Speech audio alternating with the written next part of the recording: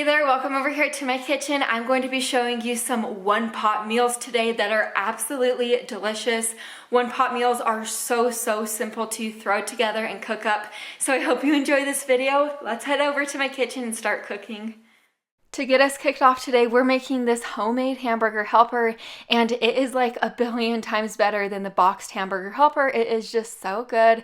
So in my large pot, I added a pound of some ground beef. I'm just going to cook this ground beef up, and then if your ground beef does have any excess grease, once it is cooked, just remove the excess grease. But now I'm removing the ground beef to a separate plate, and I'm going to set this plate to the side. In the same pot, I'm just going to be adding a couple tablespoons of some olive oil, along with one diced up white onion. I'm just going to stir the onion around until it softens. It's going to take about 2 to 3 minutes. If you know me, you know how much I love the flavor of garlic, so I just added in a few teaspoons of some minced garlic. I gave it a really good stir, just letting the garlic become fragrant, just about 20 to 30 seconds.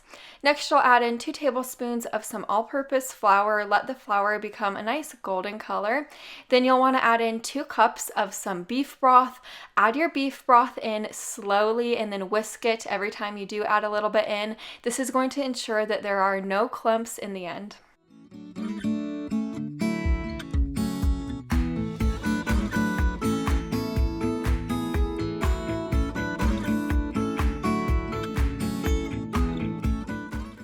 Before you let this simmer on your stove covered, you're going to be adding in 8 ounces of some tomato sauce, a teaspoon of some Italian seasoning for flavor, half a teaspoon of paprika, half a teaspoon of some garlic powder, just a little dash of some salt and pepper to your taste.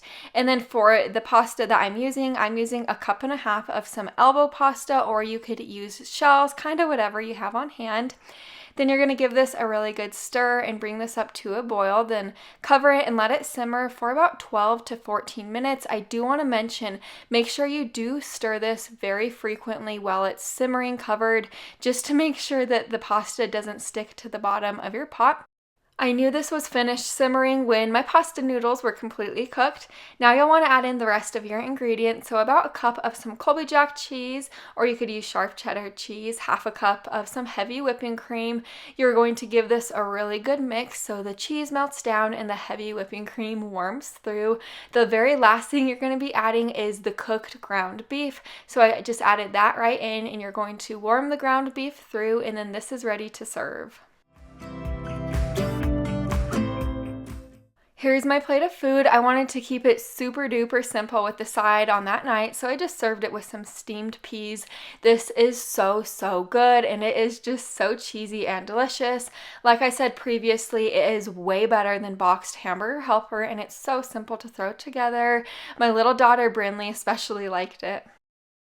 This taco skillet is such a great lower carb option, so in my pot I have a pound of some ground beef, or you could use ground turkey, whatever your preference is. I'm just breaking it up and I'm going to cook it until it's about 80% of the way cooked, so not completely cooked.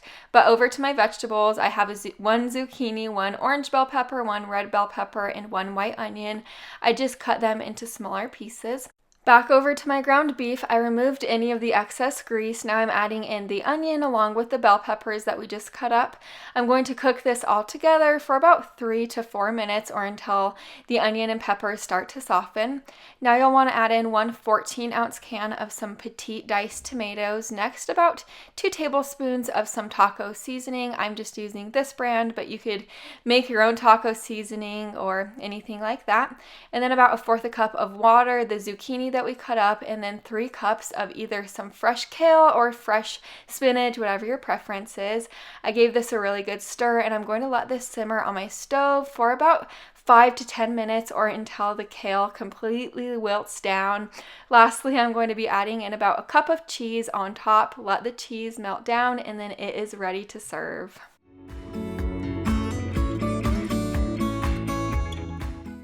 You could really serve this however you dream of serving it, in a tortilla over some rice, but I decided to just serve it with some lettuce, sour cream, cherry tomatoes, jalapeno, cilantro, and some guacamole. This is such a yummy meal. Also, I love how it is a lower carb option. You are definitely in for a treat with this recipe. It is so, so good. It's a family favorite. I'm starting out by dicing up one onion into some smaller pieces. Over to my large pot, I have a tablespoon of some hot olive oil in there. I'm just adding the diced onion.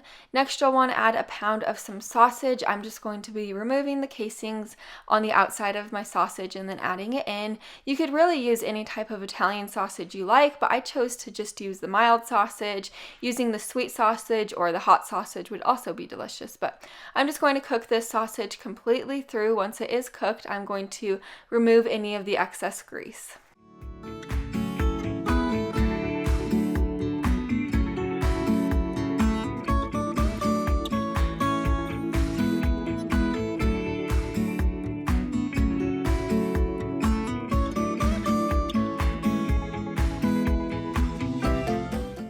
Now you just saw me add a couple teaspoons of some minced garlic in. I just gave it a good stir until it was fragrant.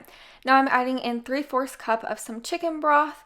You'll want to add in a half a teaspoon of some Italian seasoning to give it some extra flavor. 1 can of some diced tomatoes. I used the petite diced tomatoes. A half a cup of some heavy cream, and then 9 ounces of some fresh tortellini. You're going to want to let this simmer on your stove until your tortellini is completely cooked.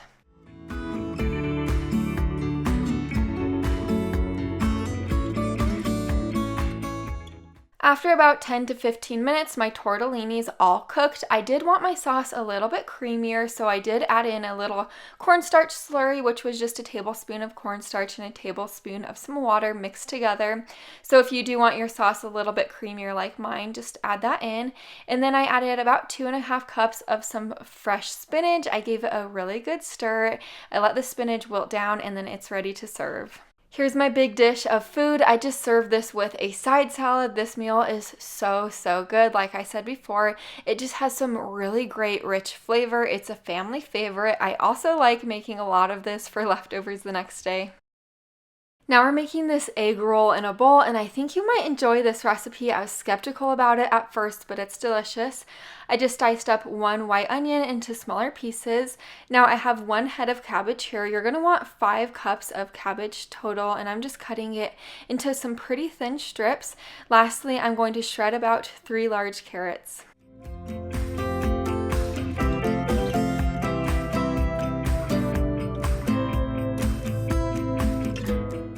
Now that I'm through with our vegetables, I'm just going to set them to the side. In my pot, I have a pound of some ground turkey right here. I'm just going to cook the turkey until it is mainly cooked through, not completely cooked though. And then I'm going to add our diced up onion along with about a tablespoon of some olive oil. Stir this around and let the turkey cook completely through and let the onion soften. This will take about 2 to 3 more minutes. After those 2 to 3 minutes, I'm adding in about a tablespoon of some ginger and a tablespoon of some minced garlic with our shredded carrots. I'm going to stir this around for an additional 1 to 2 minutes. Now I'm adding in 1/4 cup of some chicken broth. Then you'll scrape the bits off of the bottom of your pan. All the bits on the bottom of your pan actually have a ton of some great flavor. Next, you'll add in 3 tablespoons of some soy sauce. I used low sodium soy sauce, or you could use coconut aminos if that's what you prefer.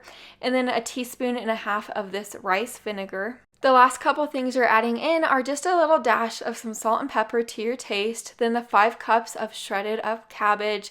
Give this a good stir, and then you'll want to simmer it on your stove for 15 minutes or until the cabbage is to the softness that you like it to be.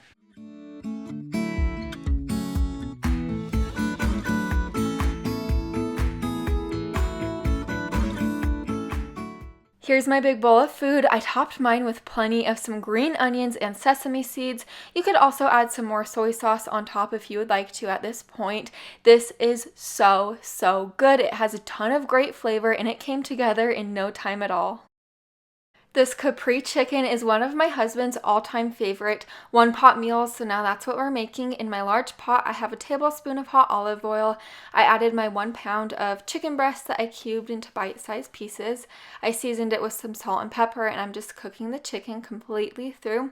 Once it is cooked through, I added about 3 teaspoons of minced garlic with a half a teaspoon of dried basil. Stir this around and let the garlic become fragrant for about 20 seconds. After you are through with that, add in 1 can of petite diced tomatoes with 1.5 cups of some chicken broth. This next step is optional, but I do love adding in a tablespoon of basil pesto. It just adds so much great flavor.